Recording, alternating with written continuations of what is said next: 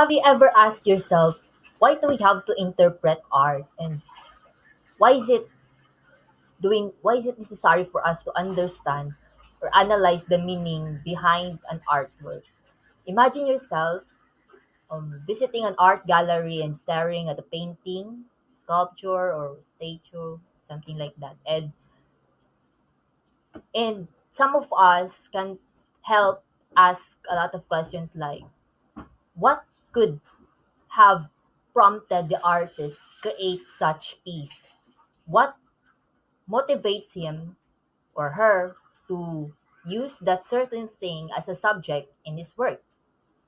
How does he or she sees the world around him or her, and how does it reflect his or her artworks, and so on and so forth? What could be their ideas, their beliefs, in other words, philosophies? And have a pleasant day, everyone. I am Julius Vincent Laylay, and I will be the one who present new topic about philosophies in Roman art. And of course, understanding philosophies is important because it helps us deepen our understanding and appreciation on art. And we will be able to know what ano ba yung mga ideas or ano yung paniniwala ng mga artists. Of course, each one of us have our own philosophy in life on how should we live our life.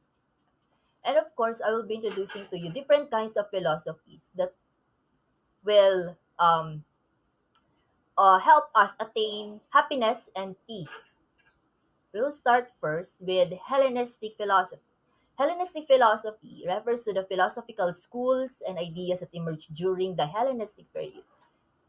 The root term there is Hellen, which means Hellenes, or some it's a word that attributed to Greeks. In other words, the Hellenistic period is the time where the Romans, where their culture, their arts, entertainment, and so on and so forth are um, influenced by the Greeks. Of course. It was a time of cultural blending and intellectual cross-pollination as Greek culture and ideas spread throughout the Mediterranean region following the conquest of Alexander the Great. Hellenistic philosophy, with its emphasis on humanism, idealism, and the pursuit of knowledge and wisdom, had significant impact on Roman art. In other words, Hellenistic philosophy is an idea that helps us to attain happiness, peace of mind, to understand truth and beauty. Of course, there are other types of Hellenistic philosophy that will teach us on how should we achieve happiness. Kung paano tayo lumigaya sa buhay at kung paano tayo maka-achieve ng peace of mind, of course. And we will start with Stoicism. Stoicism, founded by Zeno of Citium in the 3rd BCE. Stoicism philosophy emphasized living in harmony with nature and practicing virtue. In other words, sa Stoicism philosophy, it teaches us the four cardinal virtues like courage, wisdom, justice, and temperance. In Stoicism philosophy, it tells that people, in order for us to be happy and achieve peace of mind, we must have a self-control. We must accept what those we cannot control as well. Like, for example, our thoughts on how we talk, kung ano yung iniisip natin, kung ano yung pinaniwalaan natin, yun yung mga bagay na nasa control natin. And of course, for us to be happy, we need to control them. And yung mga bagay na hindi natin control, like yung mga problema sa buhay or opinion ng ibang tao, we have to simply accept them. So ito yung tinuturo ng Stoicism philosophy. In order for us um, to be resilient and to have a moral character.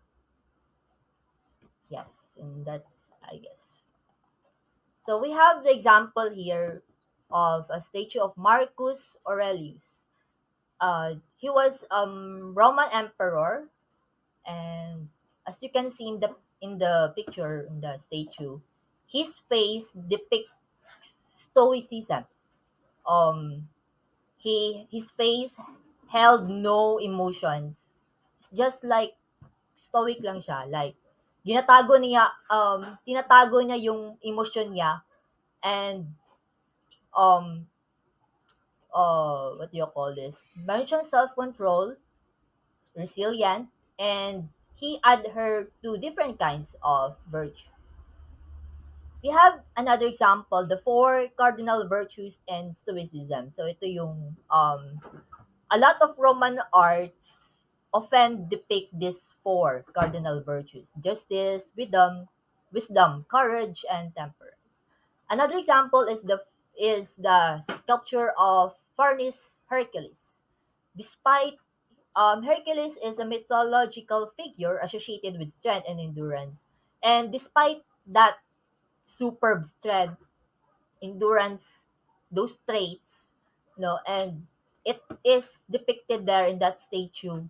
He's a stoic hero um with self-control and resilience. We have the another or the second philosophy under the Hellenistic one.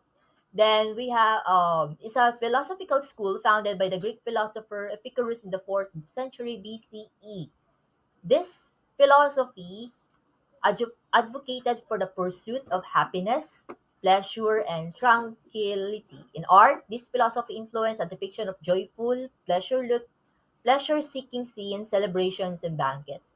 Epicureanism philosophy, this philosophy tells us that in order for us to achieve happiness, we have to be minimalist. We have to be content of what we have, and we should not desire for unnecessary things, so that we will not um suffer, we will not embrace or unnecessary sufferings. Like ang Epicureanism kasi na philosophy, materialistic siya, but not to the point that we should indulge with materials. It it means that although, as for example, as a human, we must in order for us to be happy, we have to abundant foods, we have a house. As long as it met our needs, we should be content, and we should not be ambitious for unnecessary things. An example of this philosophy is the still life painting, which is titled Still Life with Cat by Alexandre Francois de Port. So there, makikita natin yung abundant of food, though it's not actually very elegant talaga, pero there's abundance of food there. Let's see. Then another example is Bacchus, the Roman god of wine and pleasure depiction in Roman arts. The Velic architecture in Roman arts, particularly of those elite depictions. So all of these arts depict banquets, happiness, pleasures, something like that. We have the third philosophy, skepticism. As exemplified by the works of Pyrrho and later embraced by philosophers like Sextus Empiricus, it advocated for the suspension of judgment and the recognition of the limitations of human knowledge. Human knowledge. Yes. According to this philosophy, we must be skeptic. We must um, give doubt, and it tells us that our senses can be deceptive, that we don't know anything, right? And our reasoning can be flawed, and our beliefs could be biased. And skepticism tells us that since that's the way they are, that we don't know anything, that we are biased, that our senses can be deceptive, we have to hold judgment and clarify a lot of things, ask a lot of things give before we give our thoughts. Another example of this philosophy is the painting, the Trumpy painting, which means to deceive the eye. It's a kind of painting that gives illusion vibe, and yeah. So optical illusion arts are can be have the theme of skepticism philosophy, although it's not really, this philosophy is not really recognized during the Roman times because it is more like a philosophical stance, which means it's just oral something. It's not really a visual or meant for art movement. We have the cynicism. It's influenced by the teachings of Sinope, the agents of Sinope or Sinope.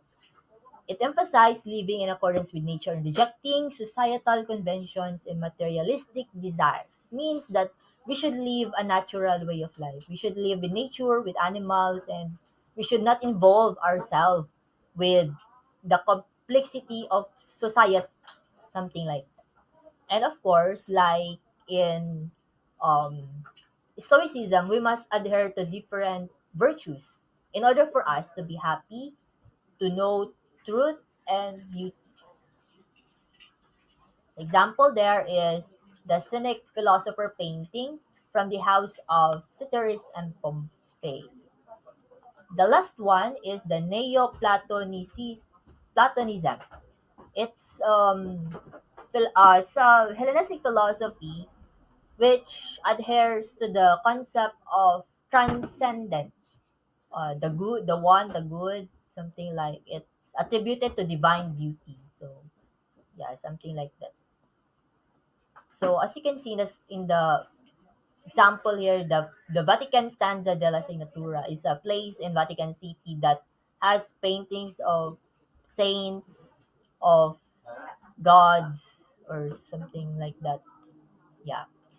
So this philosophy offers or tells people that um, we should enhance or improve our spiritual